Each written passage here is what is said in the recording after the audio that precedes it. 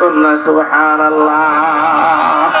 বন্ধুরা আমার, শুধু আইয়ুব নয়, দুনিয়ার অনেক নবীরাই কষ্টের শিকার হয়েছে, কিন্তু কষ্টে পড়েও তারা সবর অবলম্বন করছে। জোরে কন্যা সুবহানাল্লাহ।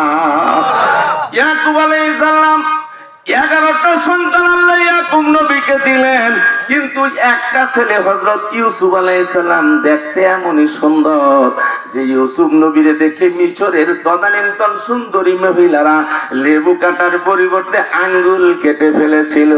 কথা শুনছেন না বন্ধুরা আমার? ওই ছেলেটার ছোট্টকালে মা মারা গেছে। বাবা মা হারা সন্তানটাকে হাতের মধ্যে আঙ্গুল দিয়ে ধরে ধরে ধরে রাত্রিবেলায় নিজের কাছে শোয়ায়। বড় ভাইগুলোর এটা সহ্য হইল না। আমরা কামাই রোজগার করি, বাবা ওই ছোট্ট ইউসুফ রে বড় বেশি আদর করে, তারা এটা মাইনা নিতে পারলো না। তারা বাবাকে বলে, বাবা ওরে শুধু আপনি কাছে রাখুন, ওর একটু হাট বাজার মাছ টাকা কেনানো দরকার, ওর তো চলতে হবে, আমাদের সাথে দেন না কেন, কেমনে চিনবে? কিন্তু বাবা কিছুতেই ছেলেটাকে হাত ছাড়া করতে চায় না। সুবহানাল্লাহ। দোস্ত ভাই এমন ভাবে আজকে চলছে, বাবা আমরা খেলা করতে যাব, ইউসুফকে আমাদের সাথে দেন, ইউসুফকে আমরা খেলতে মাঠে নিয়ে যাব। এক পর্যায়ে বাবা বাধ্য হয়ে যায় ছেলেদের চাপের মধ্যে বলে, ঠিক আছে ওরা দেখে রেখো। 10 ভাই ইউসুফকে